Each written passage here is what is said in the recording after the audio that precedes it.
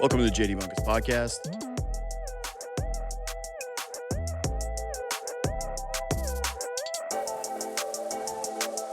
Getting close to the NBA trade deadline. So Bobby Marks is going to jump on in about 5 minutes. Gonna have a chat with my guy about some of the news percolating around the NBA trade deadline, how he sees Giannis trade coming, new Harden drama, and of course where the Toronto Raptors stand in all of this. Who like this feels very much like the Maple Leafs with trade rumors at this point. It's like they're kicking tires on everything. And you go, what? Like when I saw the report that they were inquiring about Artemi Panarin. I guess you have to do your due diligence, but that one seemed pretty odd to me. Or when it was Nazem Kadri, it was like, what? Rasmus Anderson, huh? How are they in on any of these things? And that's what I was thinking about last night after the game. It finishes late. I had good buddy Frank Krupe, Hockey Illuminati, on the pod yesterday on Leafs Talk. And the two of us had a little chat about what it meant watching the Leafs stack 4 points in a row against the Calgary Flames and the Vancouver Canucks. And the prevailing sentiment is, for me anyways, it's too little too late. You had your opportunity to make hay at home. The way that you opened the season was such a disastrous start, those games count. So the idea that you would be taking the 12-game sample where the Leafs played great this year, and some of those I wouldn't even categorize as great, but that they played well, and then a bunch of those games where they did play great, such as the Colorado game.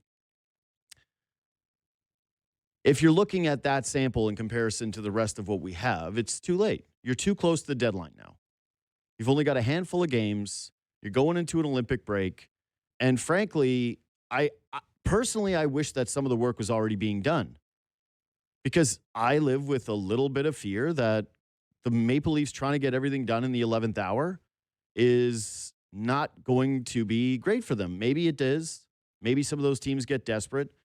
But from my vantage point, there's a lot of pieces that should be explored when it comes to moving. I've already gone over whether or not people trust Brad Treliving yesterday and how you're in a bit of a difficult position knowing that such a crucial deadline where you need to reacquire pieces is being handled by someone who, looking back on it, hindsight's 2020, it is what it is. It was a tough deadline last year, and it has not been a great job in the past offseason either. So you got to place your faith that that guy is going to be able to do the right thing, who does not have job security, and remove important pieces from this lineup that lower your chances of making the postseason. And again, I think that I saw yesterday that they're at something like 5 to 10%, depending on what site you use. They're out of it. They had their chance during the homestand, and they blew it. They got crushed by the Buffalo Sabres. They got crushed by the Vegas Golden Knights. They got crushed by the Colorado Avalanche. The season for them in terms of what they're able to do should be viewed as, well, it's very likely over. And so it should be treated as such. And I just want to frame it this way when it comes to their deadline, before I get into the Raptors' deadline. For years, early on in the process, the Maple Leafs did this idea of own rentals. Hey, they're not going to trade JVR. Hey, they're not going to trade Tyler Bozak. Why? Because they're going to have their own rentals. Sure, they could fetch a strong price, but look at where the team is at. You're not going to be moving off of those guys. That thinking was fine at the time. It's not fine now. It really isn't fine now. The way that you should be looking at this is, would you sacrifice those draft picks in order for this team to make that run? Would you sacrifice those prospects? You just can't do it. You have to be looking at it like, is the price of entry for chasing a postseason where you have 10% or less worth multiple prospects and multiple picks? And if the answer for you is yes, I just don't think that you're looking at it with any rationality. I'm not a really big, hey, root against your own team guy. I'm not really a huge fan of tanking. I think that it is overall not great for sports. I think it's a part of the reason why some people do feel disconnected from their teams now, is that there is a rationality in rooting for losing, but this isn't that. This is purely and objectively, you're faced with a decision of 10% for getting a playoff spot or 100% at getting a bunch of assets for a team that desperately needs them. Bobby Marks is absolutely one of my favorites. He's one of the best in the business, ESPN front office insider. He joins me now ahead of the NBA trade deadline. What's up, Bobby? How we doing, brother? I'm good. Good morning. How we doing? Good morning. Good morning. I mean, there's lots to dive into here, man. I'm going to start with Harden, though, because this just came out. James Harden, the Clippers, working on a move to get him out of there. And the read on this is that this is yet another time where James Harden, not having an extension, is pissed off and wants a change of destination. The team is 17-4 in their last 21 games, and James Harden's making noise to try to get out of here. There's some rumors linking him to the Cavaliers.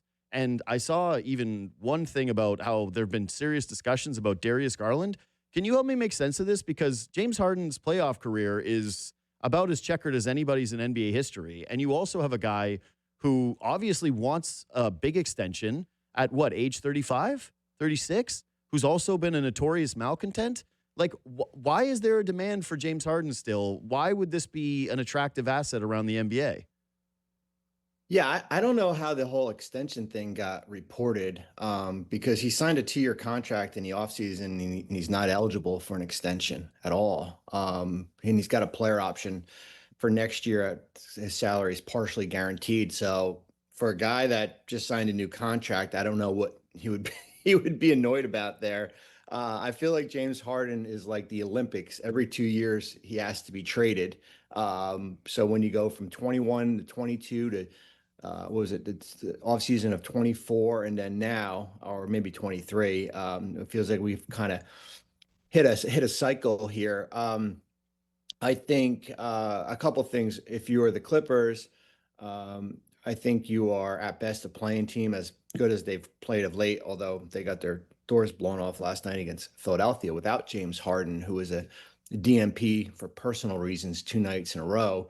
I think you are looking to try to get younger here in a deal. I think if you're Cleveland, I think you have to ask yourself how much are you concerned about Garland's health moving forward. Since the Miami series last year, he's been injured. He's had a toe injury. He's currently out again. You are looking at taking back certainly less money long term than you would than what you're owed, what you owe Garland here with Harden's number. And so yeah, I think there's like I always felt that Donovan Mitchell is at his best when the ball's in his hands. What does that mean to their offense if they ever went through with the deal here? As far as is it going to be a ball dominant offense with Harden? And we'll see here. But yeah, I'm when the news came out, I was at the Clipper game last night. The news came out. I'm never surprised when it relates to James Harden anymore. Yeah, I'm not surprised either.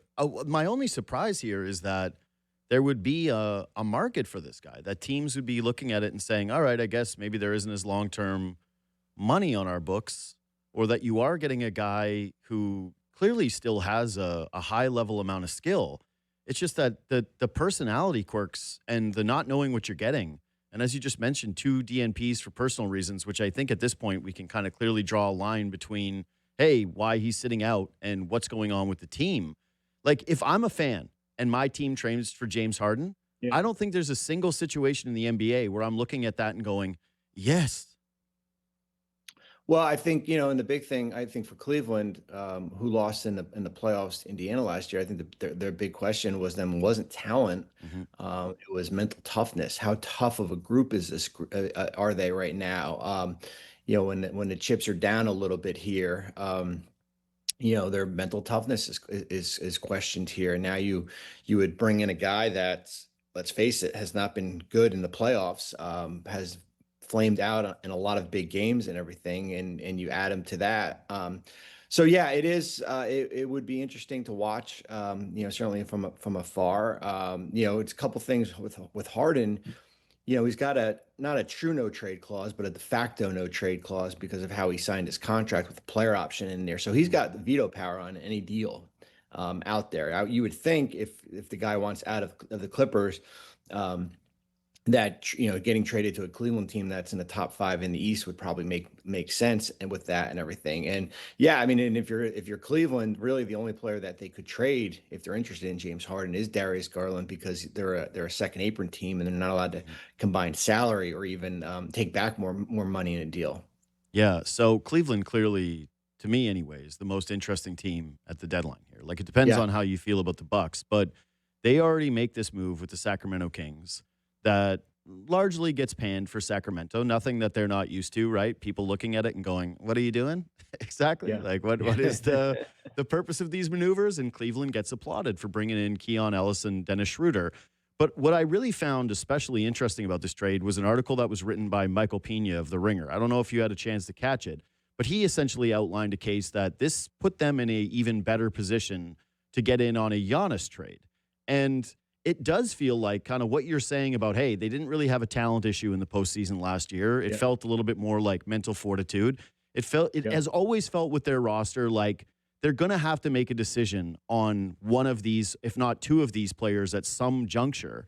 And if you are looking at the Giannis sweepstakes, where there seem to be a lot of teams that are hesitant to trade for this guy because of the calf injuries, Cleveland not being one of them, I guess this is going to be a two-parter. One is, to you, is Cleveland kind of dictating this deadline? And two, do you actually view them as a realistic suitor for Giannis Antetokounmpo?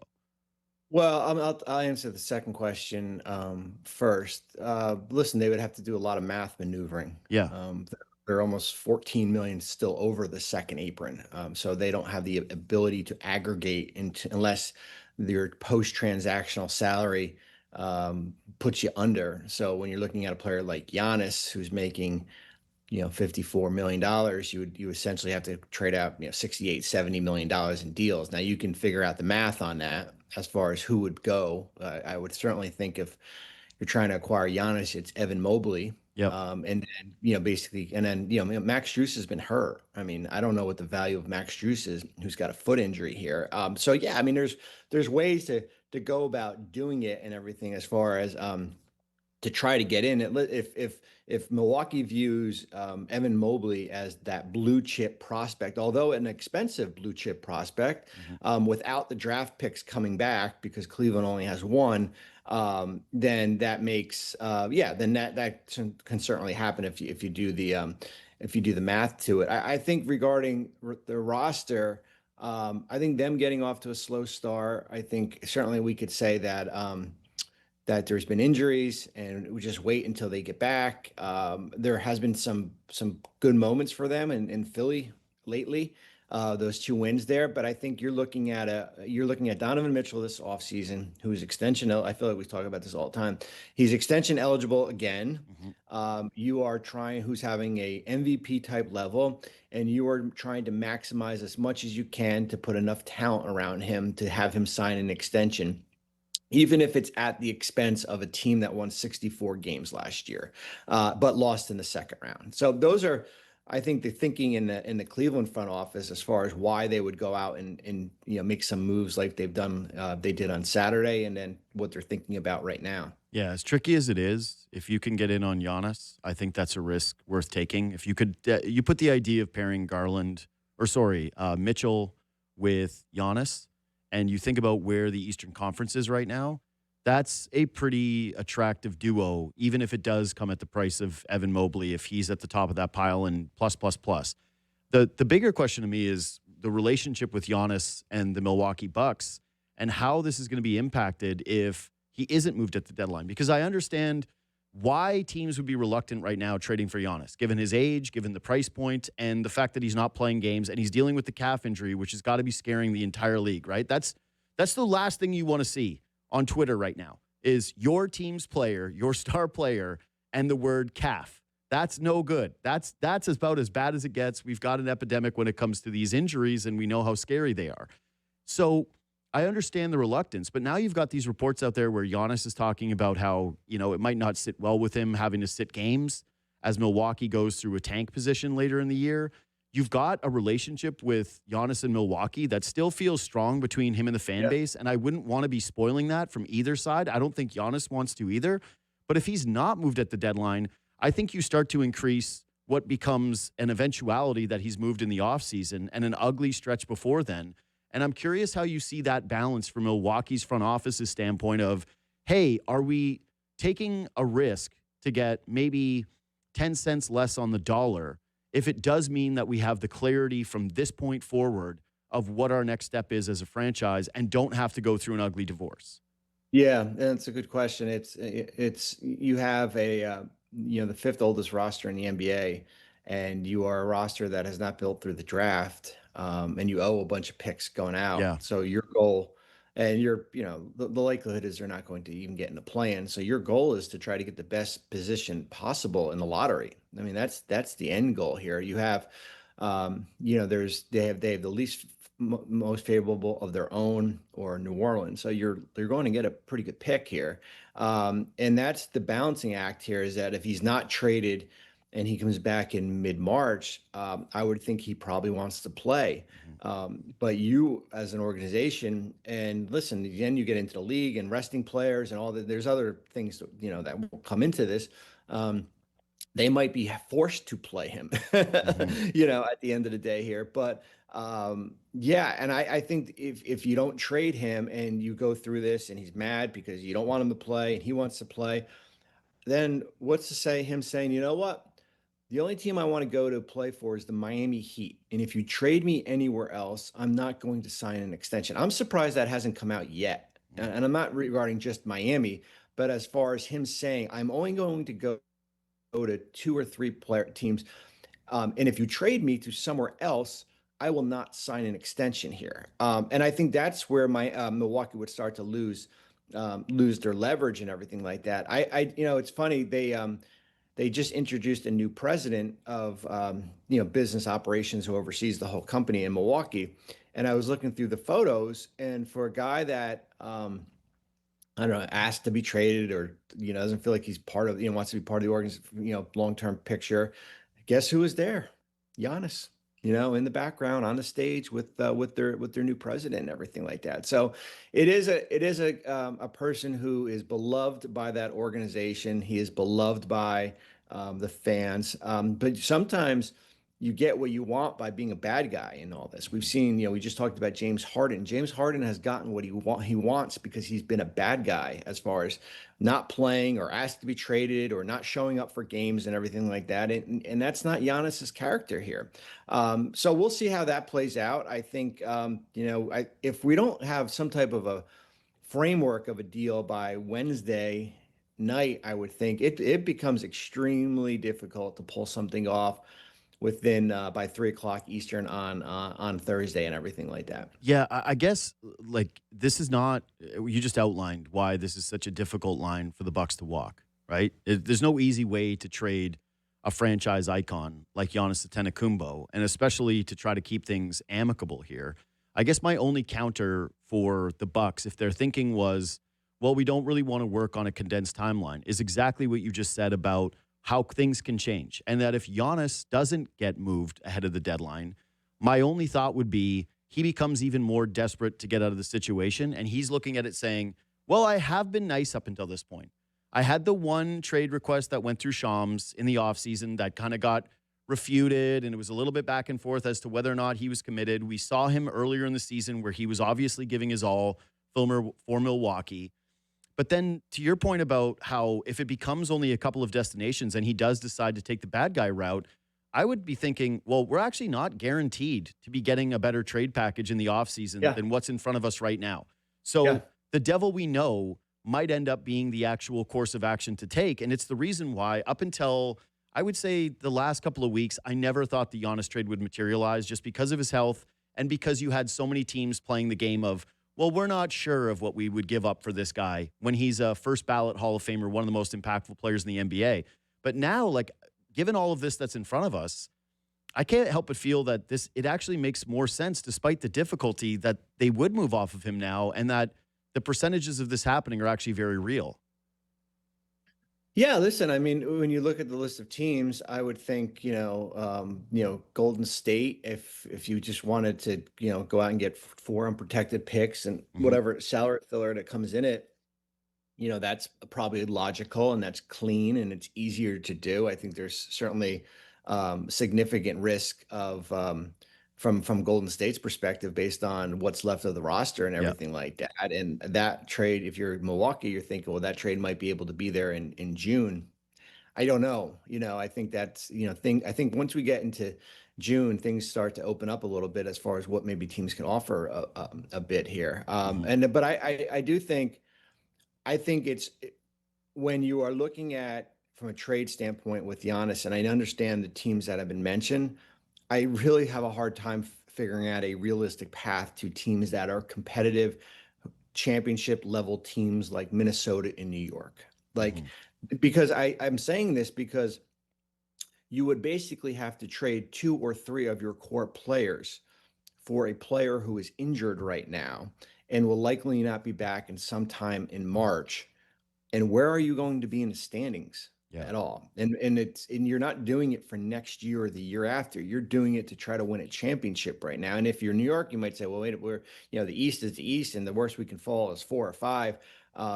Okay, but I think it's listen. I think if Milwaukee wants to get a deal done by Thursday, they can do it.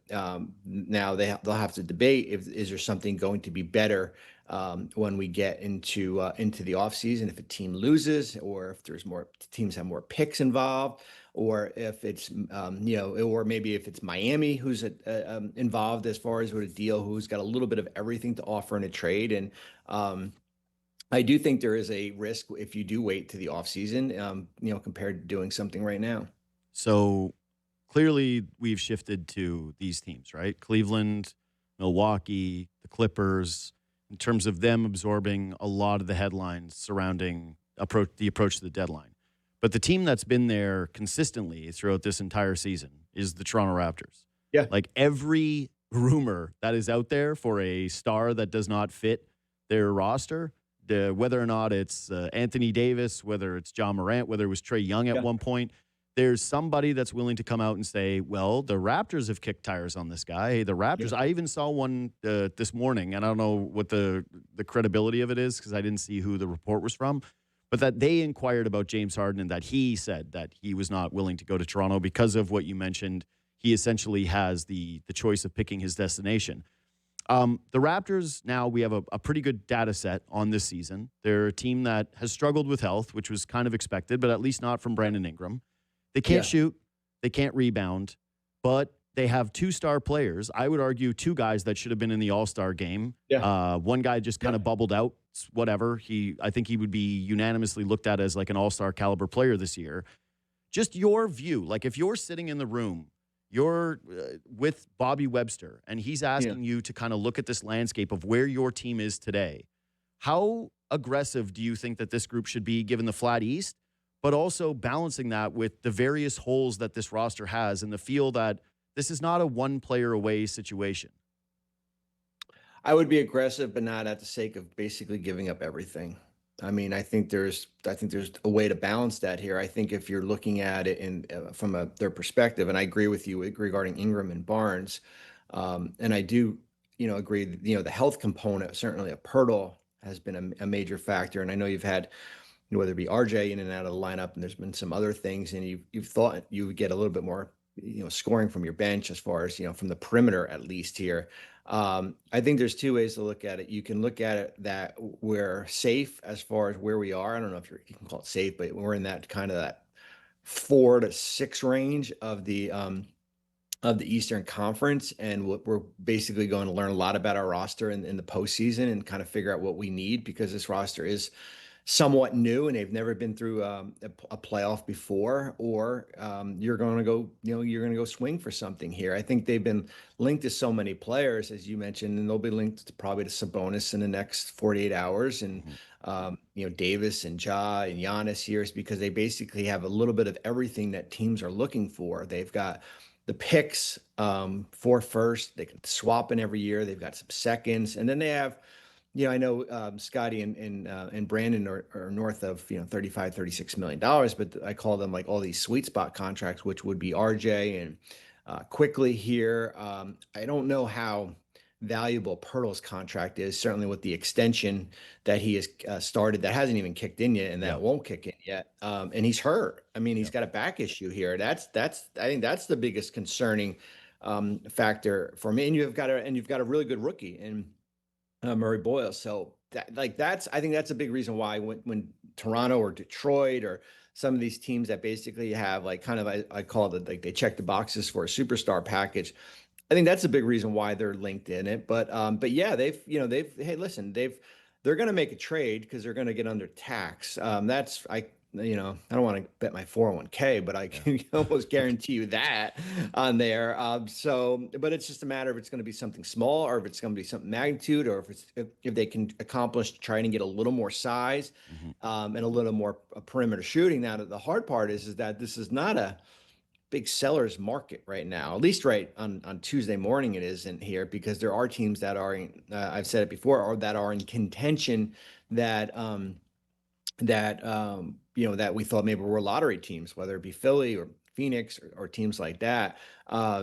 They got to be careful too because of where they are with the apron. They're not in a position to take back more money in Mhm. a deal and everything. But yeah, I do think I think every team is, whether you're a lottery team or whether you're a playoff team or you want with championship aspirations, everybody's active this time of year, but you're all looking for something a little bit different. Yeah. So with the Raptors, when it comes to those pieces, the draft picks, clearly they control them. I think they'd be pretty reluctant to move a guy like Colin Murray Boyles unless it Yeah. was a blockbuster deal based on what he's shown in his first year. I would say that, your assessment of the Pirtle contract being that he's going to be, and like he's in his 30s now, and that Yeah. extension kicks in for 27, 29, $27 million a year over the next three. That's a Yeah. borderline untradeable contract unless you're adding a significant piece to that, which I don't think that the Raptors want to do. That wouldn't be their tax duck move. Um, so you've got Emmanuel Quickly, again, $32 million, a contract that's not rising, but a player that I don't get the sense the league is overly high on. And if you're the Raptors and you're outlining that case of, hey, this group hasn't been together, let's see what it looks like in a postseason, and a team that doesn't have a lot of ball handling and doesn't have a lot of Yeah. shooting, that's a tough component to remove, right? Yeah. So it sort of helps, it centers around a couple of things for me. One, their willingness to give up those draft picks and how many of them they'd be willing to give up. Two, and probably most critically, is RJ Barrett, who is a good player, but a flawed player. One who has a contract that I would think is somewhat appealing to some other teams. I'm not sure how many are looking at him, though, as we want to trade for RJ because we view him as a part of what we would be doing with our core. And Yeah. so I find that difficult to properly assess his value. And I'm curious what you think about him in terms of a piece in this trade market.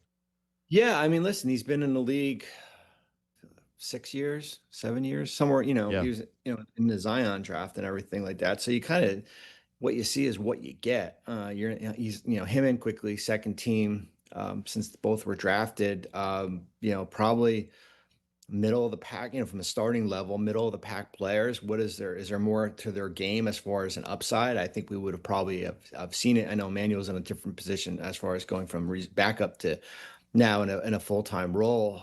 So yeah, I mean, I think it would be more about the picks. It wouldn't be really, hey, we've got, two somewhat veteran players that can, help our roster. But if we're going to do a deal, on the other end, it's going to be about the draft picks here.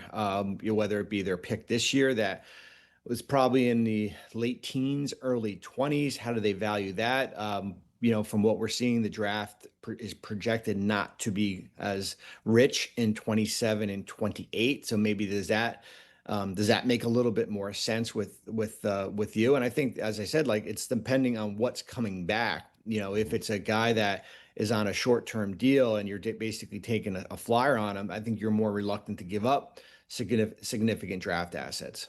Yeah. So speaking of those draft assets, everyone is talking about the top end of this draft, right? How Yeah. significant it is, what kind of players you can acquire, franchise movers. Like that part is very clear. If you're the Raptors and you're utilizing your first round pick in this year, how reluctant would you be? Again, they'll probably pick in the 20s, right? So we're not talking about a pick that can come back and really haunt you or devastate you. But how deep do you view this class in terms of what the value is of a pick like this? Because that hasn't been made clear to me in terms of how deep we think this one is going to go. Yeah, I mean, listen, I do think it's, it's deep. And I said this, we were talking about, the Knicks, who don't technically have a first, they have a first from the Wizards that's protected, but the pick turns into a second, which is, the 31st or 32nd pick in this year's draft. And I said that's value. That's Mm. an extension of the first round, especially this year here, where we see guys and where we've seen, I go back to, Jalen Johnson makes the All-Star game, and Jalen Johnson in Atlanta was picked, I don't know, 18, 19. Hmm. Like you can find guys, and I think in this year's crop, outside of the main guys that we've talked about, I think it's a strong group here. So if I was in Toronto and if I was looking to move something, I would try to focus on 27. I mean, Hmm. that would probably be the year, and maybe top 14 protected or top 10 protected, because the core of your group will still be in place. As far as with Brandon and Scotty, and you add a pick this year, and then you can kind of build whatever trade you go out and make, as far as maybe you're trying to get somewhat of a center out there to give you some more front court help here. But yeah, I mean, I think that's where you have to, when they made the Ingram trade last year, they gave up a pick, but that was, they basically returned, a pick back to New Orleans, or I think maybe it was their own, but back It to was it was the to New Orleans. Pacers pick that they Yeah, got the in the Pacers Siakam pick. trade. Yeah. Yeah. Yeah, it was the Pacers pick. So yeah, so it wasn't their own. So Hmm. now it's a little different when you're trading your own first for compared to something that you've already acquired in a deal. Yeah. Well, the reason why I find that especially curious is that, like, for me, anyways, when I'm looking at this, you're right. There's moves that they can make where it's just, hey, we're dumping Ochai Agbaji's salary to duck under the tax. Hey, we're using a couple of seconds and maybe, let's say, a Grady Dick type player to get a Yeah. front court piece. Okay, like a long shot, not a long shot, I guess maybe strong, but a depth center who at least can help with the rebounding. If you're doing the like splashier Sabonis trade, which is sort of the name that seems to be the one that they're just the most linked to. Most people have kind of said, hey, they're the front runners, or that this is a real Yeah. conversation. And there is some sense to it, right? Like you look at his rebounding, his playmaking, which is additive to this group, his scoring, even though all those things are down this year. And given his money, you would look at something like that and go, okay, well, maybe if there's something centered around RJ Barrett here and a 27 pick, that actually Yeah. gets you into the sweepstakes with this. Where I'd be reluctant is if you're starting to move multiple first round picks for a guy like Sabonis who's in a depressed season and you're asking to move off of RJ Barrett. For a team that has this many holes, as I outlined to you, I just don't know how it makes sense for this team making a move where you're giving up multiple assets for a guy that you're not sure plugs a lot of the holes. Well, and it's also coming, he hasn't been the healthiest this year Yeah. either, with Sabonis, and just looking at, he's got a $42 million contract, and he's Yep. owed 93 the next 2 years here. So if you're in Toronto, he's making 42. How much, what you got to basically get to the number. Yep. So it's Barrett and then add 15 more million. So you're basically trading at least two more players. Um, and does that, does that move the needle for you at all? And then basically, as I said, you would be one of a couple teams, maybe the only team that has three players making $40 million or more Yeah. next year. I mean, that's a lot. That's, in this, maybe in the other CBA and seven, prior, that makes a little more sense, but it becomes challenging when those numbers start to add up there. Yeah. They're kind of already in that position. And that's why it's like trading for another guy in Sabonis that does not guarantee you a real change in ceiling. I'm not sure how it makes sense. So, last one. If you are just making a move to duck under the tax, right? Like you're asking to offload Ochai Agbaji, what is Yeah. something like that costing you in a market that you look at right now where a lot of teams are capped out and a lot of teams are going to be looking to duck the tax? And Yeah. I don't know how many teams are just going to be, yeah, sure, we'll take that for nothing. I would, I think you would, he's probably owed, we're in February right now. He's probably got about $2.5 million left on his contract. I Yeah. would give a team cash to pay that number off. Do you want to trade a future second to incentivize a team? I don't think you're not just giving cash and they're saying, hey, we'll Mhm. you're basically gonna have to pay more than that. But yeah, I think there's teams out there that would be incentivized to do that if based on what's coming back. I mean, you look at teams like Brooklyn and Utah, teams like that would have to have a roster spot to do so. So yeah, I think if they're going to make a tax related move, that would probably be the odd man out, just based on where he's out of the rotation. Mhm. Um, and the ability that you can add cash to a deal. And as I said, maybe it's a future second. ESPN front office insider, one of the best. Bobby, thanks so much for making time today, man. I always do appreciate it. Enjoy the deadline. Thanks. Appreciate it. Take care, man. So I think what I've come to in all of this, like I mentioned yesterday, I don't really like a Sabonis trade. I don't like one of these multiple assets for non-perfect player trades for where the Raptors are at right now. But if I had to make a prediction today that, hey, what are the Raptors going to do? That's what the Sabonis stuff just doesn't make sense to me. Given the way that they're built from a cap standpoint, like, are you really moving off of Pirtle and RJ Barrett to take on that contract? Because to me, the only way you'd make sense is if you only have three of those guys making that kind of money. Sabonis is a real commitment for a player who isn't healthy and a player who's not perfect with your roster. I understand that if you're talking about getting this guy for a song and that they have the template with Brandon Ingram of, hey, we didn't really dig deep into our roster and we acquired a guy who can be an all-star. Okay, that level of thinking is all right. But the other contracts they have here really matter. The draft pick this season, as Bobby outlined, is of real value. This isn't just like some flippant first-round pick that you're doing from a few years ago where it's the Kelly Olynyk stuff. You're flipping one to the Jazz, or you're saying, yeah, we'll trade down because we want Thad Young and we don't care if it's the first round pick. Like, this one has a little bit more weight. So you don't really want to trade your first in this year's draft. Your draft picks in 27, 28 might not be too heavily coveted. You don't really have young pieces that you would like to move off of at this point that have really any value. Like, I don't know what Grady Dick's is right now, but I just can't assume that it's overly high. Like, I can't imagine teams are foaming at the mouth to get a piece of Grady Dick. You certainly don't want to give up Colin Murray Boyles. RJ Barrett's value is still pretty nebulous. Even talking to Bobby there, it's like, yeah, he's got a sweet spot contract in the sense that he only makes the $27 million or whatever it is. But that also doesn't get you high enough to make a move for a guy like Sabonis with relative ease. You certainly need to duck the tax. It's going to cost you a future second-round pick. That's really no big deal. Not worried about that whatsoever. That's better for your long-term health, is making sure that you get under that. It's going to be priority number one for this team. So he's right in the sense of if you're sitting in that room, you would like to think that there's a measure of aggression that you'd be willing to take. But when I survey the market, when I look at what's out there, I'm just not really feeling like they're in a great position for that.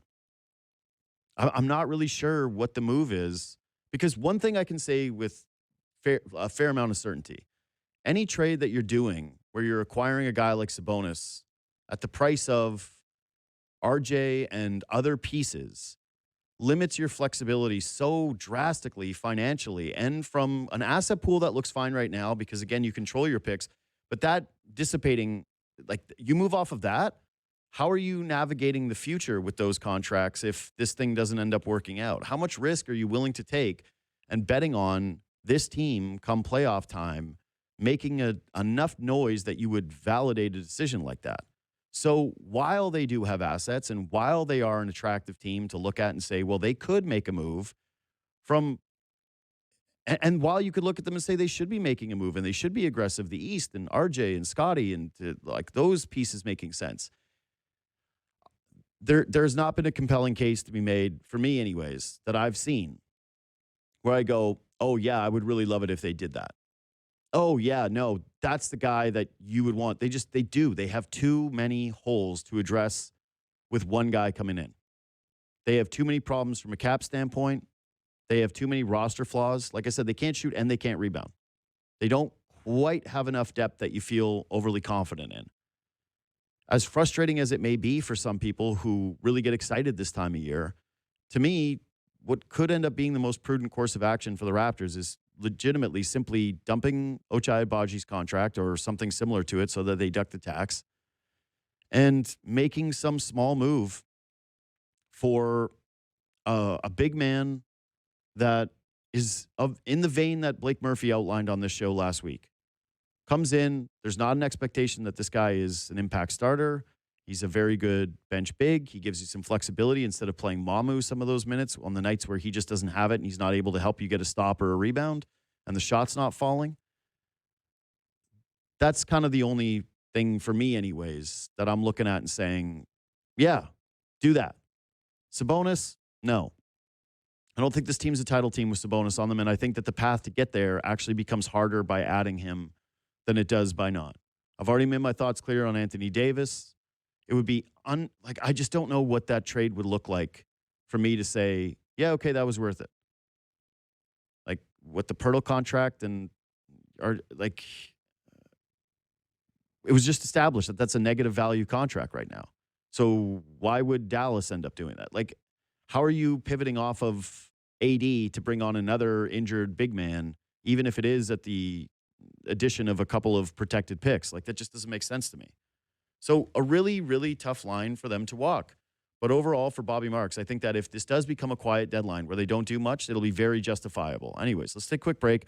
I want to talk about, the value of fans being listened to in some circumstances and what that does for an organization. That's next.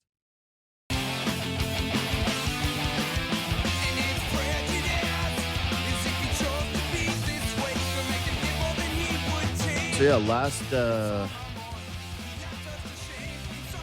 last game before the Olympic break for the Toronto Maple Leafs. Oh no. You'll be missed. Going from this slog of Toronto Maple Leafs hockey to the intensity that is Canada Olympics, especially after reading Connor McDavid's piece in the Players Tribune, which I'm going to talk about a little later. Yeah, it's going to take a little bit to adjust to the intensity shift. But it is Maple Leafs game day, so score a Popeye's chicken sandwich for only $6 in classic or spicy. Make it your new game day tradition. Get your $6 chicken sandwich at a Popeye's near you. Again, Leafs talk will be up, Sammy and I, as soon as the Leafs-Oilers game finishes tonight. So a game where all you're going to be doing, if you're a fan of either team, is saying, just let Connor McDavid, don't even play him. Sit him. Take it easy. Should be shinny out there tonight. Just a nice, casual game amongst friends, very low intensity. Everybody just get out of there feeling all right. So I've been bitching lately a lot about how there's a disconnect between Leaf fans and the organization, and that it's something that I believe the executives should be taking quite seriously. This is not your run-of-the-mill year where the team is not living up to expectation, not winning a Stanley Cup, and the fans are going, hey, it's just a part of our identity. We're not really a good team. This isn't Brian Burke time. This is probably closer to a little bit of JFJ, where there's a real defeatism amongst the fan base and where people are really pissed off. But even then, it was different than what I'm feeling right now. And what they should be doing, and I will say, it's more difficult to make moves like this and have them go over unbelievably well when things are going poorly versus when things are going well. And that is the advantage the Toronto Blue Jays have right now. But God, what a good job they're doing when it comes to making sure that the fan base feels heard and the fan base feels connected. The first step was an offseason where you were coming off of a World Series and you wanted to see added spending. And it was crushing the way that it ended up. The dominoes ended up falling where they got all their work done early, and then they missed out on Bo Bichette and Kyle Tucker, two guys that it felt like if they were able to land one of them, it would cement them as favorites in the American League and remove some of the conversations like the ones I was having with friends last night about, hey, let's stack the Mariners roster versus the Blue Jays. How confident are you? Hey, this is going to be a grind. Hey, look out for the... It really would have done something different. But if you just flipped it, if Kyle Tucker had gone immediately to the Dodgers and Bo had signed with the Mets on day 2, and then the Blue Jays did all this work on the back end, we would probably be perceiving it a little different, which is that it was a very high-spending offseason, and I thought it was one where the profits that were made over the course of the World Series run, it was very, very clear that a lot of that was going to be reinvested into the baseball team. So if you're a fan, you had to feel emboldened by, even when, like, again, the Kyle Tucker offer to me was so much different than the Juan Soto stuff where there were conflicting reports as to how much they actually offered. They were the number one team that offered Kyle Tucker a long-term contract. They just got beat out because one team that works a TV loophole and doesn't care about future money was willing to give that guy such an outrageous contract that everyone in baseball thinks it might create a work stoppage. Like, that's what it took. So you're feeling pretty confident as a fan. They've upgraded the stadium. The team is winning right now. They just went on a World Series run. They spent money in during an offseason. But then yesterday they announced through a video where Joe Carter shows up in a boardroom with Mark Shapiro it was Paul Beeston, that he will be getting a statue outside of the Rogers Center, and that this is something that the Blue Jays are going to be doing moving forward, which is make or build statues for their great players to celebrate great moments. If you're a Blue Jays fan and you go to games, you know that this has been a point of conversation now for quite some time. Hey, it'd be nice if there were some statues. Hey, it would be cool if there were more amenities for fans outside of the stadium as well. And Shapiro mentions that in the video that they put out. Hey, one of the things I get asked most about, I don't know if it was emailed most about or asked most about or whatever it was, but it was about the statues. And now they're building one. And they're starting it with Joe Carter, who does have the most iconic moment in the franchise's history. What an unbelievable gesture to not only this player who you're honoring, not only a way to make you feel like there is a greater weight of history with your organization, like a truly class move, but something where it sounds like they are listening to fans and that they are deepening this connection that they have with this country and this market when it comes to the baseball team. And you'd be going, well, JD, they have Legends Row. Like, didn't the Maple Leafs? Yeah, they have Legends Row. That is nice. It's a wonderful thing to look at. I think about a lot how Legends Row for a team that was one of the original six is a little light on the amount of players that are there. But that's not where I'm going with this. Where I'm going with this is the Blue Jays right now seem to be doing this incredible job of trying to better understand what it is that the fan base wants and executing on those plans. Actually, Brian Burke always said this one thing when he worked here was, if you listen to the fans in the seats, you're going to end up being one of them. And I do believe that's a way that a lot of executives think. But that's supposed to be about the product, the actual product that's on the ice or on the playing surface. Yeah, I don't think you should be soliciting the fans or the media in terms of, hey, what should we be doing? You better know better than me. Like, this is one of the things I saw yesterday where I'm talking about the Carlo trade and people are going, well, why didn't you mention the protections at the time? I'm like, because I'm not a general manager. I wasn't thinking about that pick potentially turning into a top 7 pick given where the Maple Leafs are at. But if you're a GM, that's the kind of stuff that you should be insulating yourself from. That's why they pay you millions of dollars and me far, far, far, far, far less to be doing this, which is opining on that and keeping a check on that. So when it comes to Leafs and the way that I think about this, again, like, kudos to the Blue Jays. This is a great job. This is something that people have been asking for a really long time. To me, it's very easy PR, and it makes people feel seen, like their voice actually matters, that when they put it out there and they ask for something, they might get it back, which is all you want to feel like, that the relationship isn't just completely one-sided and all they're doing is asking for your money. And with the Leafs, that's the way it feels right now to me, which is, hey, give us the money. Where's the money? Money. Hey, put the money in the pocket. Come down to the game. Pay the prices. Do whatever. We don't care. Pay the money. The atmosphere, not very good. The connection with the team, not very good. Doesn't seem to be a group that embodies what it is that this market wants from that sport at all.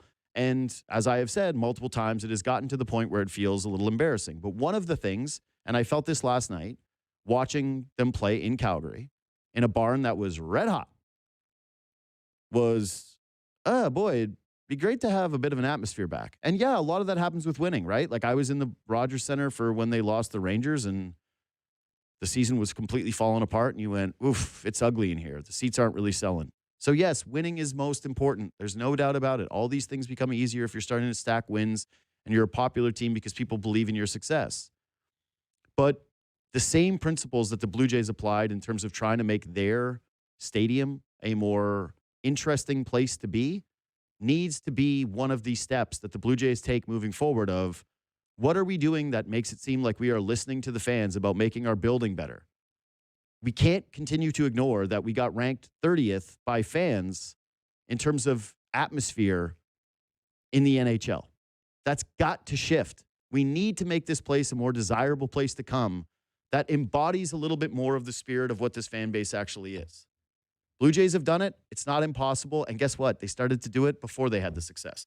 Quick break. It's finally time to talk Super Bowl. It's Adam Rank of the NFL Network next. I absolutely love this guy's work. He's excellent, and I'm glad that he's finally been able to come on the show. He's an NFL Network analyst, host of the Sick Podcast with Adam Rank. It is Adam Rank. What's up, buddy? How we doing, man? What's going on, man? Hey, it's a beautiful Tuesday here.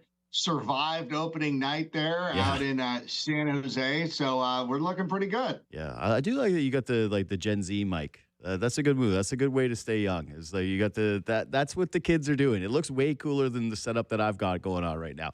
So yeah, you survive media day. It looked like a zoo as always. You're down there. It's Radio Row. It's a very, very busy time. So you've probably basically already gone over everything at this point. Like you've had a million discussions. Everybody's pointed everything out to you. But I'm going to try to do 6 big questions for you for Super Bowl 60. So I'm going to get into them. I'm going to start with this. Do Brady and Belichick come together in their mutual rooting against the Patriots?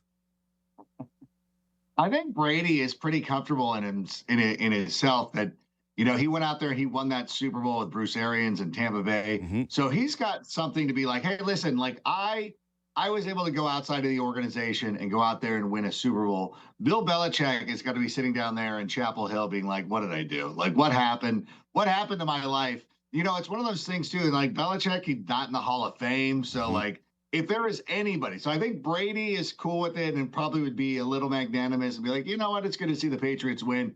Belichick absolutely rooting against it. Yeah, I just can't imagine, one, that Belichick is rooting for anything Robert Kraft right now. Like the idea that those two are on good terms after Robert Kraft put out a documentary that was like, I'm great, and this guy actually was overrated and was the reason why things started to go pear-shaped, and he's the reason why we lost Tom Brady and we had to watch him win that Tampa Super Bowl. I don't believe there's any part of me that could get behind. I don't care what Bill Belichick says. I don't care how many times he would say it. I know he has to be rooting against the Patriots and never wants to see them have success without him. The Brady one to me is a little bit more interesting. And again, listen, full disclosure, I'm a big Seahawks fan. So, of course, I'm going to open with a troll for the Patriots and basically just try to make them think about this. But like you will recall, there was that one moment where Tom Brady was diminishing Drake May as the MVP and didn't speak overly glowing about him.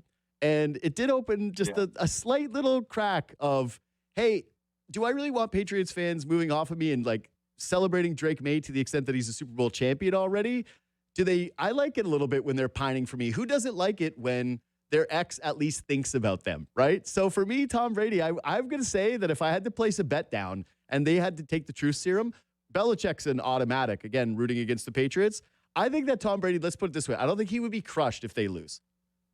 I get a lot of what you're saying too, because when you said that about the way he talks about Drake May, it reminds me, as obviously a Bears fan, where he is so over the top glowing of Caleb Williams. Like he loves Caleb Williams. Like I think it finally got some of the other analysts around the NFL to finally be able to be like, oh, okay, so Caleb is, it's one of those things where he is so over the top for Caleb that maybe there might be something to that. I still believe that he probably doesn't.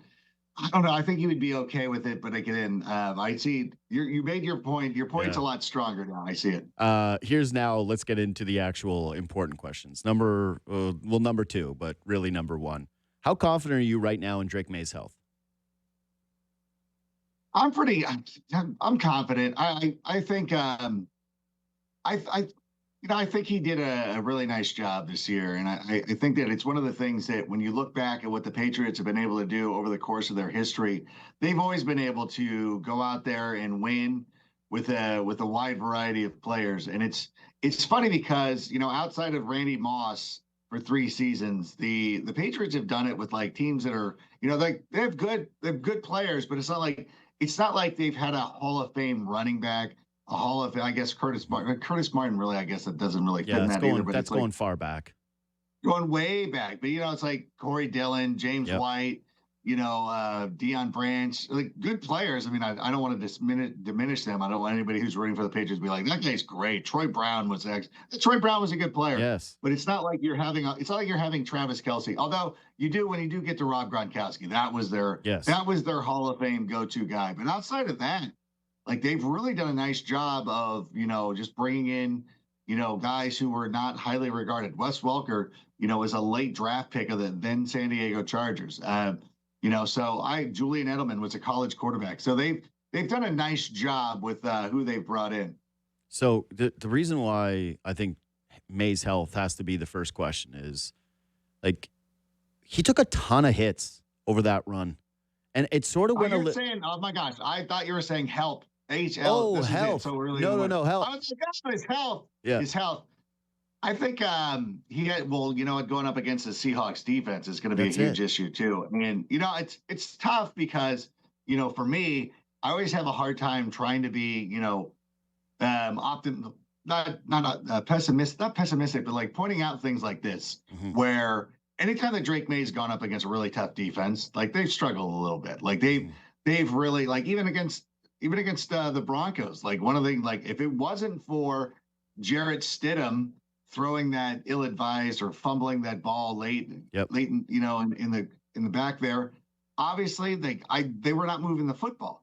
But I can't say that because anytime I try to point out, like, hey, Drake, man, you're like, well, so Caleb's. I'm like, it's not about that. Like, it's not like you can have independent thoughts on different players. So I think the health is going to be an issue, and I think it too. If New England if New England starts giving up some sacks, I think that could be a huge issue. Yeah, because like from my vantage point, the way that I'm looking at this is one, all those hits that he took over that run, right? Like it got a little papered over because they were winning these games, but that Broncos game, he's getting beat up. That Texans game, my God, did he get beat up? The Chargers game, he got hit a bunch. He had a whole bunch of fumbles throughout this postseason run, and so like a lot is going to be made about the protection that he's getting against the Seahawks, and they don't have the same kind of dominant edge rusher play where it's like this one particular guy who's like, oh, it's all about the sacks with this dude. That's why you got to be terrified of this matchup. They're deeper. They actually, I think they finished second in the league in quarterback hits behind only Denver. So it's like they do very well in that area.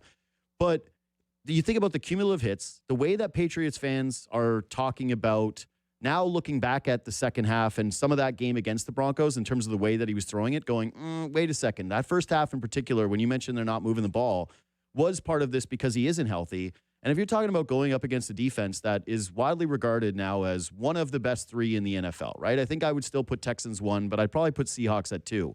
That's a bit of a challenge for you now if you're physically compromised and you don't have, considering what you just said about their help, like to kind of pair these two conversations together. It's not a dominant bunch of playmakers. It's not a Hall of Fame running back there. There's two guys that are very competent. But I think that if your quarterback is compromised and he's playing at even like 80%, and you're already an underdog in this game, that's to me actually the formula where this thing ends up turning out into a blowout where you just don't have the full physical capabilities of your MVP level quarterback.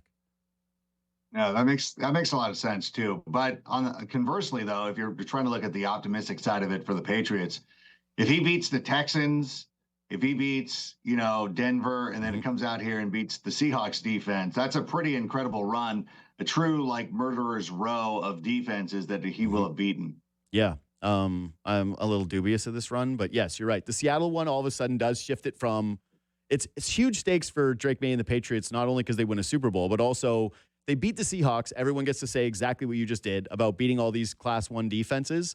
And if they lose, everyone flips it immediately to, see, that's what happened. You had this cupcake run. You faced all these quarterbacks that were awful.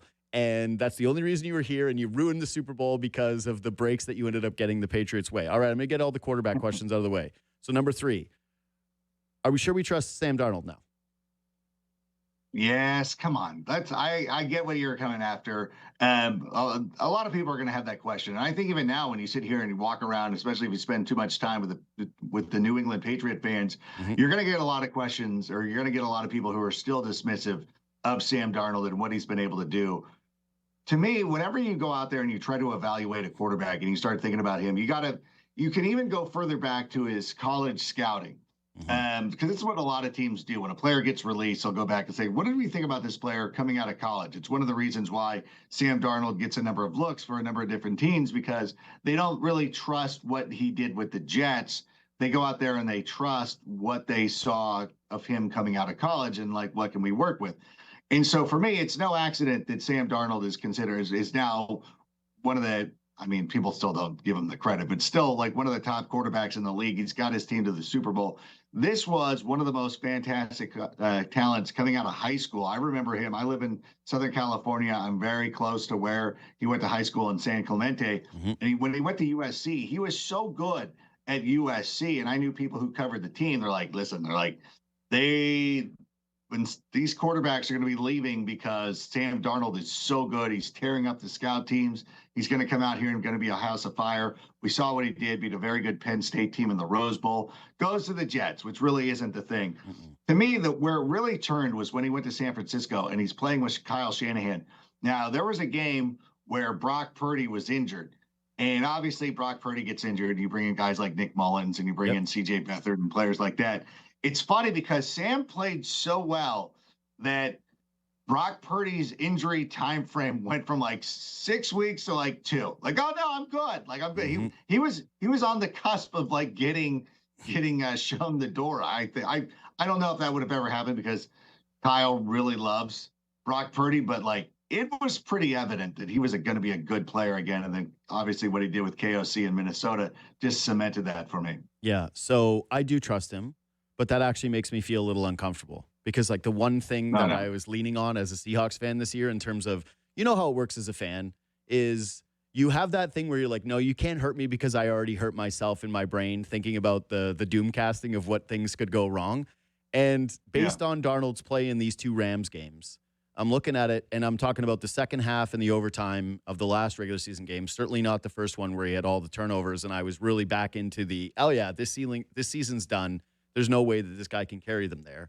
I do feel an added measure of confidence. And one of the nice added wrinkles is everyone does point to the Minnesota Vikings as, hey, did they fire their general manager because they let go of Sam Darnold and went with J.J. McCarthy? You're right. There was probably no reality where the Niners moved off of Brock Purdy. But again, as a Seahawks fan, there is something very nice about the potential to not only win in San Francisco Stadium, but the idea of planting that one little seed of doubt of, wait, we did have this guy, and what would have happened if he would have played those 6 weeks rather than the 2? I like planting that little seed of doubt. So yes, I'm higher on Darnold than I think I've ever been, but that's also a place where you go, oh God, this is right when the bad things happen is when you start to go, no, it's fixed. Everything's good. Believe that this is going to happen. Okay, next one, number 4. This can be 2 different answers, or it can be 1. Who do you think is the best defensive player in this game? And B, are they also the most important? Yeah, there's a couple. I think once Christian Gonzalez came back for the New England Patriots, that was such a huge help for them. Obviously, they're a much better team with him and Monty are back and ready to go. And so I look at those 2 guys. Obviously, Seattle has a lot of nice players, but really the record of the Patriots when Christian Gonzalez has been out there has really been something that has stood out to me. And one of the reasons why New England has been able to be so successful. And it's funny, too, because, again, I know you talked about a little bit and touched on it, like how good the Patriots defense can be, because that is one of the things that people seem to be ignoring. You're like, I get it. Drake May is a great story, but like they've done a really nice job defensively and they're not getting enough credit. And, it's one of those things, too, like Mike Vrabel comes in and it's no shock that immediately the culture shifted. They're a better team. They play better defense. They really get after it. And again, it is like, the Patriots dynasties of the past where it's like a bunch of dudes where it's not necessarily one dominant player. There's never been like really one Myles Garrett type player on this team. They've had some really good players, Vince Wilfork and Willie McGinnis and players like that. But it's not like they've had the one dominant player and they're doing it again. Yeah, so I actually look at this as Christian Gonzalez is definitely one of the answers that can be on the board. I know the world is falling in love with Nick Emanuori. Like they look at him and say, like, this is the defensive rookie of the year, and he's an absolute game wrecker. So I view it as there was probably 2 answers for me in terms of most important. One is definitely the Christian Gonzalez matchup and how much he actually shadows JSN in this game. Like, do they treat him like a proper matchup corner? And then what happens to the Seahawks if that guy is actually able to neutralize JSN with the passing game, if that actually is very effective? Because New England is very stout in the run defense. I'm not exactly sure that Kenneth Walker as a cowbell back or a workhorse back is going to be able to just like impose himself in a way on this game where that's the only, or that's just one path or method of victory for the Seahawks. So that's one for me. The other one is, I would say, it's the matchup with DeMarcus Lawrence and a rookie left tackle in Will Campbell, who has struggled this postseason. And I mentioned Seattle, they don't have those guys where it's the individual sack numbers are insane. It's a lot. Yeah. It's a collective, right? It's multiple guys with 7 or 6 sacks. They get after you as a team. But it was a little absent in the game against the Rams, the pass rush, right? Like they did not hit Matthew Stafford the way that you would have kind of wanted him to. But the play of the game ends up being DeMarcus Lawrence, who claims it wasn't a broken coverage. He claims that he peeled back on the running back because he saw the way that he shifted the pre-motion of the play, knew he was coming downhill and added to the coverage of it. And I'm like, I choose to believe that's the reality. Okay? Like I choose that is the actual reality, that this guy is a highly intelligent player who has this massive amount of stake in terms of the quote that he made before the season about the Cowboys. A very, very good player, an underrated probably piece of this defense, and that matchup being one that actually is going to be a big decider in this game. No, 100%. You know, it has been something amazing. And again, like for the Seahawks too, you know, giving them the benefit of the doubt when they've for years have been such a solid defensive team, and going back, and they've had great players playing defense for them, going back to the Legion of Boom and Cliff Averill and all those guys, and Bobby Wagner, of course. Mm-hmm. So it is interesting, and it's funny too. Like Will Campbell, when he was coming into the league, like what was the knock against him? Like, hey, his arms, his arms aren't long enough, and it's always like a foolish conversation at times because you're like, can a guy play football or not? Like you guys get too caught up in the measurements and all this stuff. Like, can the guy just play ball or not? He played in the SEC. Of course, he's a good player. And for most of the season, you're like, hey, see that? It was great. Like, Will Campbell's great. They did a really nice job there. And now you're like, is it? Was it one of those things? So it's a really interesting dichotomy. Yeah, it's the offensive lineman's version of hand size for the quarterback, where when a guy's slinging it, you're like, yeah, I don't really care about his hand size. And then he fumbles one time on a controversial one or one that looks a little suspect, and immediately you're like, is the hand size big enough? Like, can he actually grip the football? Yeah, right. The next one. Exactly. So there's been a lot of talk about how the Patriots execute. You just mentioned the cultural shift of that team under Mike Vrabel. The way that their defense is played has probably been underrated throughout this run simply because of the defenses that they've faced, and feeling like in all of those matchups, one of the keys to victory was, well, the other team has the advantage on the defensive side of the ball. New England has neutralized that, and they have looked way more, I would say, comparable to all those great defenses that they played than maybe we expected. And yes, there's Stidham clauses and C.J. Stroud clauses, but they got the job done. Mike Macdonald, now viewed as probably the next great defensive coach, a guy who has Kyle Shanahan's number, someone who will very likely have a coaching tree of his own one day in terms of the way that he schemes this thing up. Which one of these defensive head coaches do you have more confidence in heading into this matchup to create a game plan that is going to wreck this thing? You know, it's funny because whenever you sit here and you talk to all the old heads, so to speak, or the veteran reporters, because I was starting to lean, because I had made my pick the way it was, and listening to a lot of these guys, and somebody who was on the media bus last night was just like, you know what, like this is Mike Vrabel. This is Mike Vrabel's a better coach, and he's really going through all this stuff, which for a lot of people would be like, oh, like maybe this guy's making a great point, and like he actually made me feel better about the other way because it just like such an old journalist point of view, like this guy's a great coach, which he is. Like obviously, like Mike. Actually, when Mike Vrabel was a free agent, before the Bears got Ben Johnson, I was like, listen, Mike Vrabel, like he's proven winner, like he's good, he's been to the playoffs, been to an AFC Championship game. Like, are we sure we want him over Ben Johnson or all this stuff? Believe me, I'm happy that we have Ben Johnson, but it is one of those things that like it's just such a I don't want to say a narrative thing, but it is something where you just end up, people are like, it becomes a saying at this point. Like, obviously he's a great coach and he's going to do a good job and he's going to scheme some stuff up and he's been there before and he's done all that. But it's like, you know what, at the same time, like, I think we're dismissive of Mike Macdonald and the job that he's done. And, you talk about Sam Darnold got a general manager fired in Minnesota. Well, Mike Macdonald got a coach fired in Baltimore because now Baltimore is going to be sitting there watching what Mike Macdonald is doing in Seattle and being like, really, we really kept the wrong guy. Like we really, when he was interviewing for jobs, we should have pulled the Dick Vermeil and asked John Harbaugh to either move up into the front office or do whatever and kept Mike Macdonald. And I think that the stuff that he schemes up, like I don't know. I don't think he's getting enough respect. And as I'm sitting here more and more, and we're into Tuesday, so it hasn't been like a full week.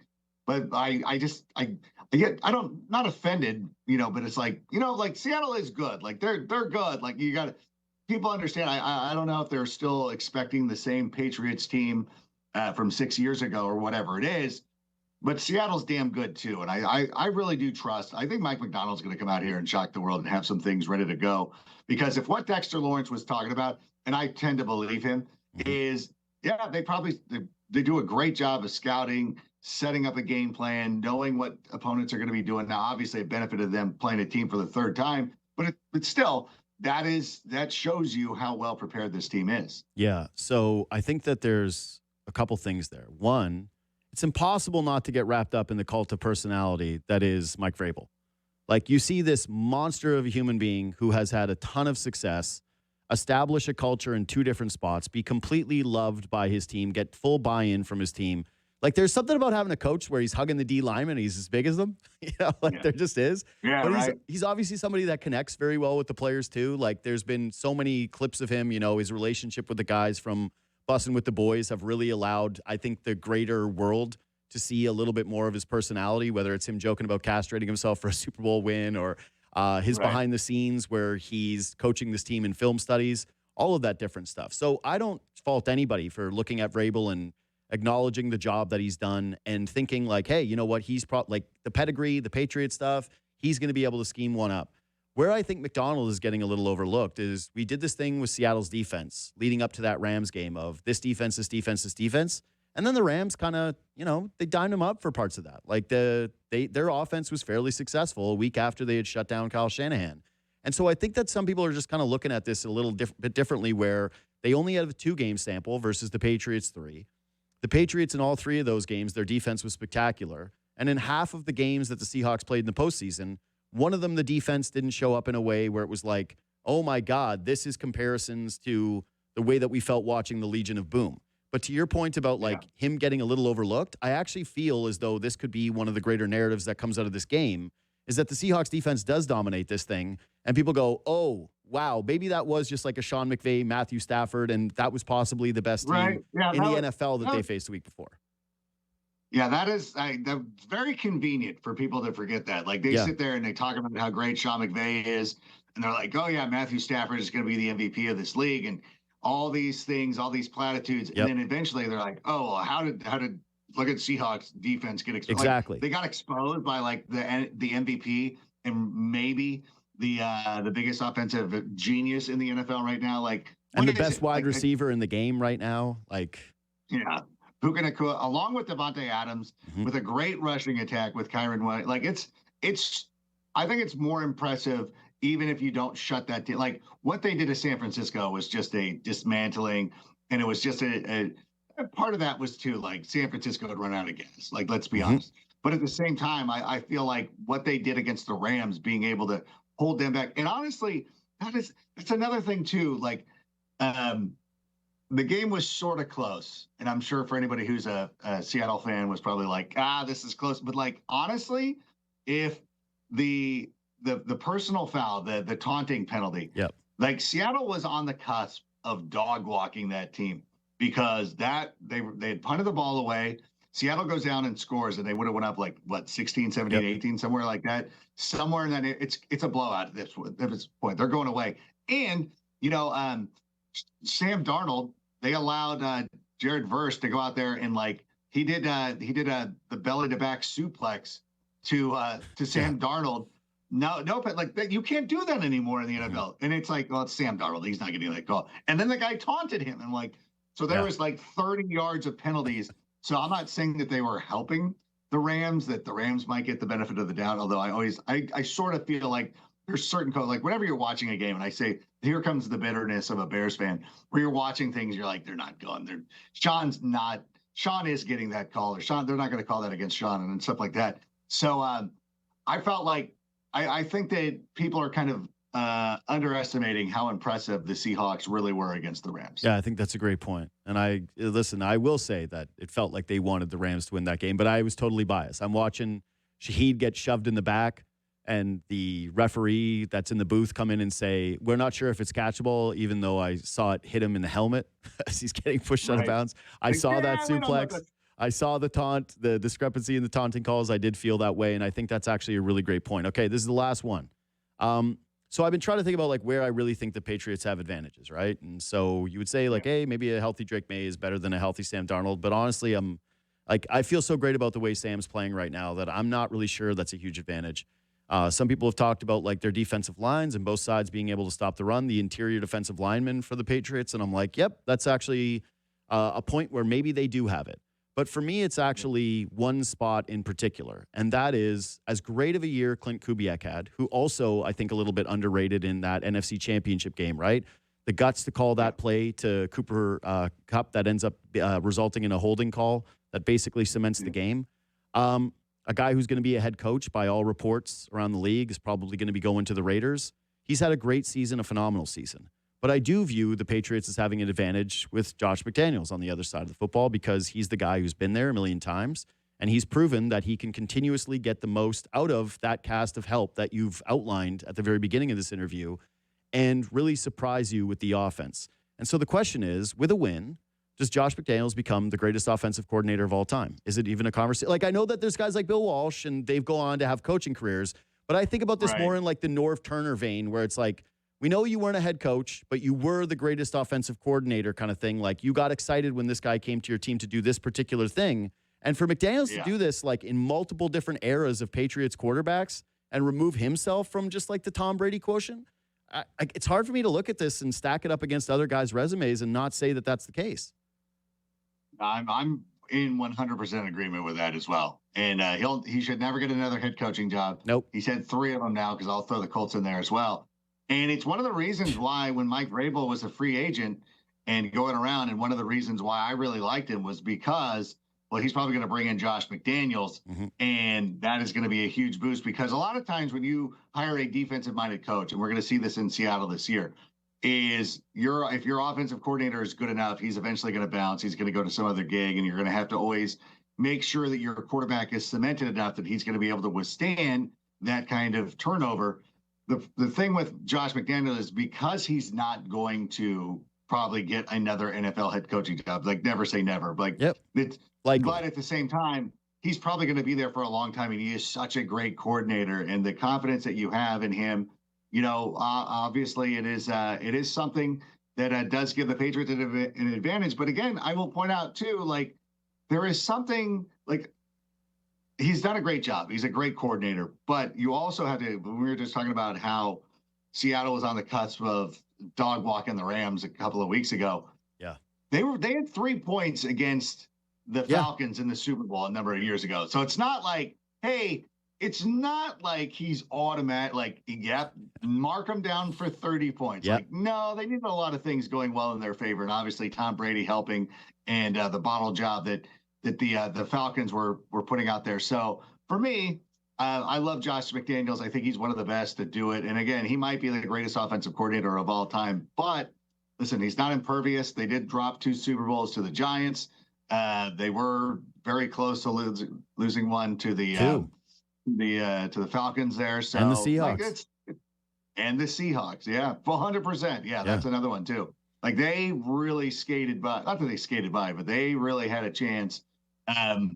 Like this record for the Patriots could be a lot different, you know, if some things didn't break their way. But again, it did break their way, so I don't want to take away from them. Yeah, you can't. I think there is really something though to be said about like that point you're making about how he's probably not going to get another head coaching job and how comforting that does feel as a fan. It's like what the Chiefs have with Spags, where they go, we've got a incredible defensive coordinator who are not likely to lose because other teams aren't going to try to poach him for a head coaching job. He's had his opportunities there, but we know he's amazing at this one thing. And what an advantage it is going, because like that sucks as a Seahawks fan. It does. You're in a Super Bowl, it's great, but there is a little bit of underlying disappointment of knowing, hey, the offensive coordinator that you just had that's working with Sam Darnold, you're getting the brain drain out the door the following year. So congrats to the Patriots on getting to keep their guy regardless of the result. Adam Rank, again, of the Sick Podcast, NFL Network analyst. Thanks for making time, man. It was really great to chat with you. No, I appreciate it. Glad we were finally able to do it. Yeah. Good luck to your Seahawks this week. Thank you. Feeling more confident about them. I was going back and forth because, um, everybody knows if you follow what I do, I'm a big fade the public person. Yes. And that panel that I do with the NFL picks with, I will admit, like there are times the guy who puts it together will tip me off and be like, hey, he's like, nobody's going with the Patriots. And I'm like, you know what? I can't. Yeah. I don't want to go. I don't want to get greedy. I don't want to go to the well too much. I don't want to upset the Broncos fans because I know the Broncos fans always felt it was their thing. Mm-hmm. So I don't want to ruin that for them. But like, I'm feeling more and more confident in this Seahawks team. I feel like I haven't even looked at this, but I'm like, if you pay attention to these sort of things, the first half might be underwhelming. That's all I'm saying. Underwhelming. Yeah. I'm just saying, this is a little pro tip there. As someone who doesn't, I certainly would never be talking about those sorts of things on the show all the time and never would think about even doing I don't even know what those words Yeah. mean, but I'm just saying it's probably going to be underwhelming. I might already be on that. Adam Rank, thanks for making time, buddy. We'll talk to you again. Thank you. See you, pal. Adam Rank of the NFL Network. Okay, so a couple things from that. Yeah, I don't like feeling this way. I do love the Seattle Seahawks. I get to be a real fan. It's part of the reason why I don't really discuss them too much during our NFL segments. I actually try to kind of leave it as like this is my fandom thing, and I don't want to be a biased homer. And I love the NFL. I watch a lot of it, but yeah, if you're a fan of this podcast, then you would probably know that I don't pivot into a ton of Seahawks talk in this sucker. I just don't. I try to focus more on a lot of the other teams, and I know that there are others that get way more attention, especially in this market. But as a fan, it's uncomfortable for me, given the teams that I root for, to be in a spot where you feel an abundance of confidence. And I'm trying to fight against that because what's wrong with that? What's wrong about being excited about sports? I'm never excited about my team in an event. And I do doomcast it a lot. But this one is just, there's so many things leaning in Seattle's favor. Like I've gone through this. I've tried to break down as many individual matchups as I can. I've put so much time into thinking about this thing. It's probably the thing that I'm thinking the most about in my free time, just randomly, where it's popping in my head. I'm like, And yeah, I see scenarios where New England's defense schemes something up incredible, where, like I mentioned, the Christian Gonzalez piece of this, how him versus JSN is going to be huge. And does Seattle have enough of those secondary weapons to be able to impose themselves on New England? Is New England's the way that they turn the ball over, the way that they're well coached, the way that they play in the interior, the way that Drake May can get out of the pocket and use his legs, like all these things are scary to me. But on balance, I just like Seattle more everywhere. Like, I like their offensive line better. I like their quarterback just as much, especially since Drake May, we're not sure, is fully healthy. The way that Darnold is playing right now and the level of competition that he just had in that Rams game, what he had to do to get the win versus what Drake May has had to do is more impressive than anything that May has done this postseason. I'm sorry, he made that great throw to Booty, and that was an unbelievable catch. He had the drives, a couple of them against the Texans that were super impressive, but what's it going to look like against this defense if Seattle's offense is actually putting up points and not just handing the ball over 5 times in a football game? I'm not sure. I haven't seen that from New England yet. So this win, if it does happen for New England, absolutely validates a lot of the run because they're Super Bowl champions, and you can't really knock the path to get there as much if they do beat the team that's number 1 in DVOA. But this kind of does come down to whether or not you're uber confident in Clint Kubiak and Mike McDonald and 2 fresh faces in the Super Bowl versus an established group. And Vrabel's first one as a coach, yeah, I get that. But he's been there many times as a player and was under Bill Belichick. And I don't think it's a coincidence that he continues to have this much success as a head coach. So that's sort of the only area that I look at and go, I think he's still got to lean with the Patriots based on the pedigree than you do with the Seahawks. And that's a critically important thing. So, yeah, I am also leaning Seahawks. We'll see how this develops over the week. I'll have a couple of other Super Bowl guests. I'll get into different elements of this thing. But, yeah, deeply uncomfortable with how confident I am that the Seahawks are going to get a victory. We got tickets to give away. Again, Billy Talent. I will be there. So one way or another. The iconic Canadian rock group, Billy Talent, is celebrating the 20th anniversary of their sophomore album, Billy Talent 2. And they're coming to the RBC Amphitheater in Toronto on Saturday, July 18th. And we've got a pair of tickets to give away. Text the code word BT Crew to 590 for your chance to win. Listen in tomorrow for our next code word and giveaway. If you don't win with us, tickets are now on sale on Ticketmaster. Contest open to Ontario residents only. Standard message and data rates may apply. Quick break. We'll hit what we missed. All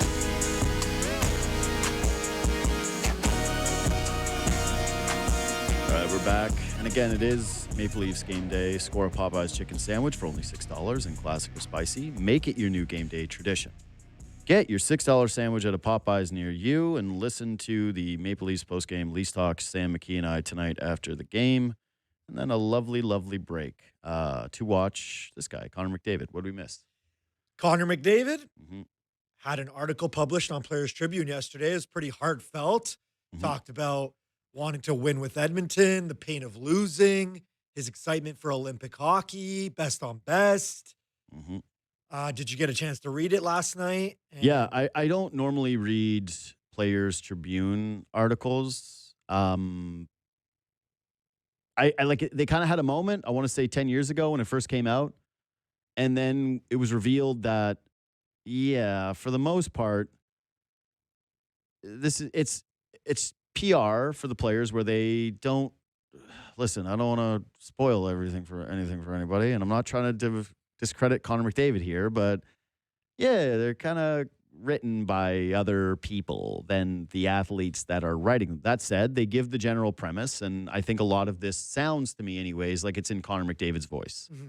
So it's incredibly well written by clearly him, who, wrote better than most of the many writers that do this for a living. But yeah, I think that I had a multitude of thoughts on it. The first one being that it really did excite me for Olympic hockey. I had that conversation with Ben yesterday about, hey, the schedule, and we had 4 nations, and what's this going to mean? And then you read a guy like Connor McDavid, who's now the face of Hockey Canada, and it's still Sid, but we know we know that the tournament lives and dies with Connor McDavid more than it does now Sidney Crosby. And yes, I can't wait to watch Sid, and he is still the guy that you want this the most for, I think. Yeah, still. But either way, for Connor McDavid to get his first opportunity to play in the Olympics and the way that he's writing about it and the way that he dreamed about it as a kid and how hungry he is and his realization of how long it had been since he won after the 4 Nations last year and how starved he is to just win and how obsessed he is with winning. I think that's so refreshing for a multitude of different reasons. One is exciting for Canada because we've seen some of these World Junior tournaments a lot, and they've been the primary focus of discourse. And one of the things that was so great about watching Canada at the 4 Nations was it felt like us, like as a country. It felt like our hockey team, our style of play, our identity, our dominance, all of those things. It was great. It was great to feel like that culture still existed within the way that we play, where Canada has, yes, the top-end skill, but also that X factor of they're probably going to be the ones that get things done in a big moment, and it was McDavid. That they play with a certain style of grit, that they do play with a tenacity that other teams just can't match because the Canadians want it more. And I hope that gets passed down to the youth, and I'm worried about whether it will with the future of the sport, like for real. And you read something like this from McDavid, and you go, damn, it's awesome to have a guy who just cares about winning and who just really cares about his sport. That, like, and this isn't a shot at anybody else, but one of the things about sports today, and this is like everything with where we're going, is nobody just wants to be one thing. Everybody wants to be a bunch of other things. They want to be an entrepreneur. They're not just a hockey player. They're an entrepreneur. They're not just an NBA player. They have a clothing line. You're like, okay, we get it. Got a podcast. On our level, you kind of have to do that just for just how. No, yeah, but on their level, sure. It's different because it's not monetary. Yes, right? but even still, like, I don't think people. You think about how. God, this is such a stretch of an analogy, but I always think back to how we used to respect somebody who was like, "Hey, I'm a bricklayer," and people are like, "Okay, you're a bricklayer. You know everything there is to know about bricks." Yeah. And I'm not going to challenge you on that. And now, because we have access to all these little bits of information, everybody's kind of like an expert on everything and feels like they can opine on all these different things. Yeah. Because, we have more access, easier access, but I think that we are weirdly less informed we're certainly less informed on most of these things than we think we are. But with McDavid, one of the things I just adore about this guy is, like, he is a hockey player. Does he do advertisements? Sure, he's a professional athlete.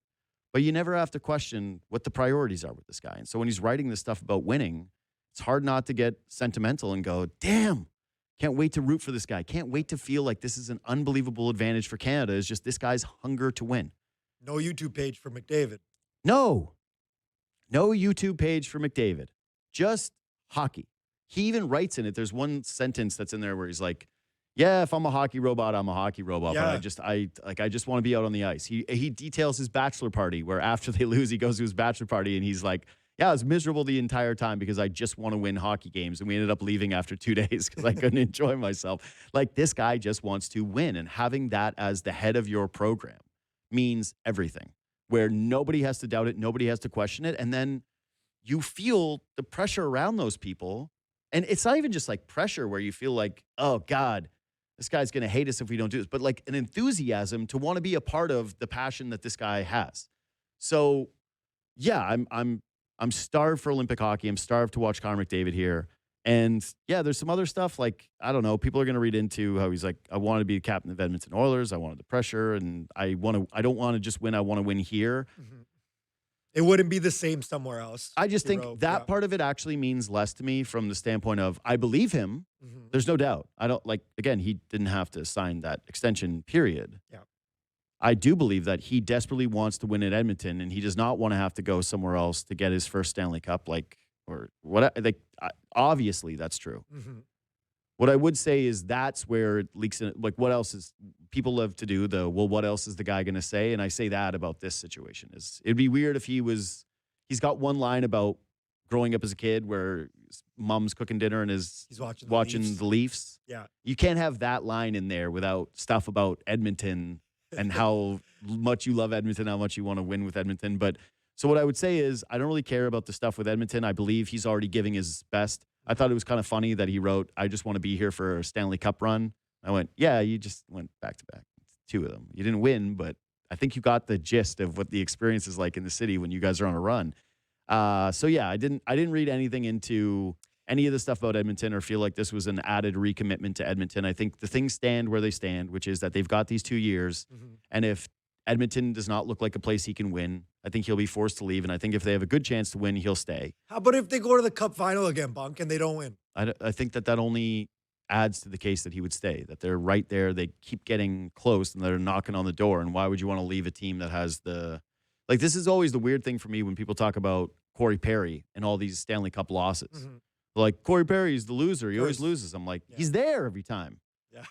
He's into his 40s and he keeps going to the Stanley Cup final. The takeaway here is not he's the loser of them. It's that he's able to continuously be additive even later in his career to the point where he keeps ending up in these finals, and there's something to the way that he plays. And I feel the same way with McDavid. Like, yeah, there's a frustration if you keep losing in the finals, but I would view that, I view it more as if Edmonton's scrapping and clawing and get in the playoffs, like, and that they lose in the first round and that they look like an old team that can't pivot and bad contracts. Like, yeah. I just think he's going to stay because they will continuously be good and he's going to have Draisaitl. That maybe he keeps signing what are shorter term deals that he doesn't lock up for one big one. But that one wasn't it for me. Like, I didn't care about that. That's a conversation for another day. To me, this was just all about how starved this guy is to play Team Canada hockey, mm-hmm. how important it is to have guys like Macklin Celebrini be around the Connor McDavids, and how pivotal he's going to be for the continued growth of hockey in this country because he's just so easy to root for, but also for instilling those principles of giving a crap and doing things the right way to the other guys that enter his orbit who are going to be a part of Hockey Canada moving forward. Anyways, what's next? Well, I just wanted to give you a dream scenario here, and who would you pick to score the gold medal winning goal if obviously I don't care. Anyone. No, but would there be one player that would give you more joy? It wouldn't be Sid or McDavid? No, I won't care. Doesn't matter. If the goal is win, I don't care who gets it. I like more joy.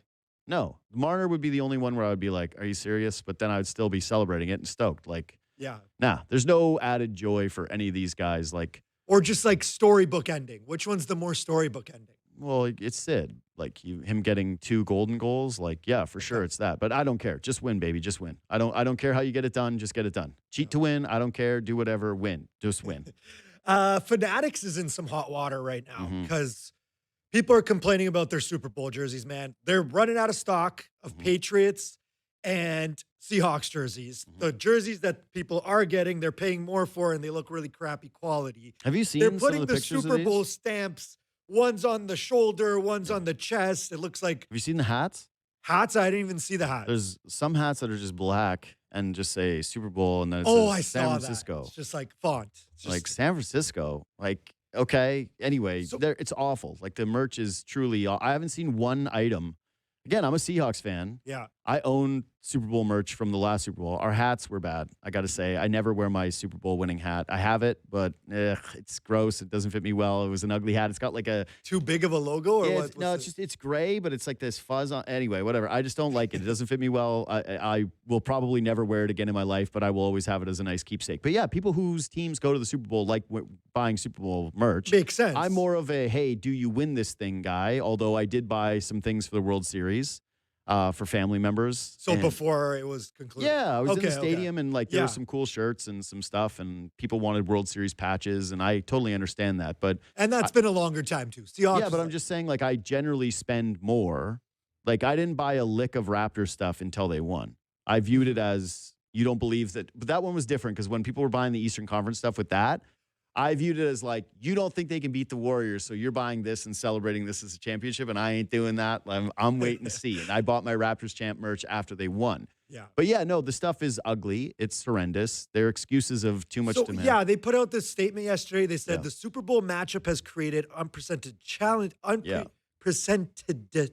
Unprecedented. Unprecedented. Oof.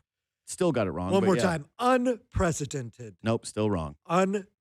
Let's stop, please. I'm begging you. Like, we can't do this for the next. Okay, no, but here their excuse was that because both teams missed the playoffs last year. No, stick with me for a second. That was an eye-opening moment. Both teams, they're saying, because they missed the playoffs last year, that they were not expecting this much volume for this year. And that's their excuse for not having the jerseys for the Seahawks Yeah, and the Patriots. Listen, I'll just say it. I think that Fanatics gear stinks all around, and there's very little of it that people look at and go, "Yeah, I really want that." Like if your sport or your team signs up with them, you're not stoked on what they're going to roll out. Period. It's just it hasn't been great. And I don't know what the future is of these guys, but I don't like them down to their logo. I think that the quality of the goods is not overly great. I think that the designs are never They really had to great. change the MLB jerseys last year, like 1 or 2 weeks into the season. Yeah, no, People are man. like, this looks like I value just V. don't know What are how we they doing? have this massive monopoly when the goods are things where it's like everybody looks at it as inferior to the other products that we've gotten from multiple other brands. So, yeah, another disaster for Fanatics. And I just wish, somehow some other brands could be able to get a little bit deeper into making more merchant apparel and being more official sponsors of some of these leagues. That would be my wish because, Fanatics ain't it. All right. We'll see you tomorrow.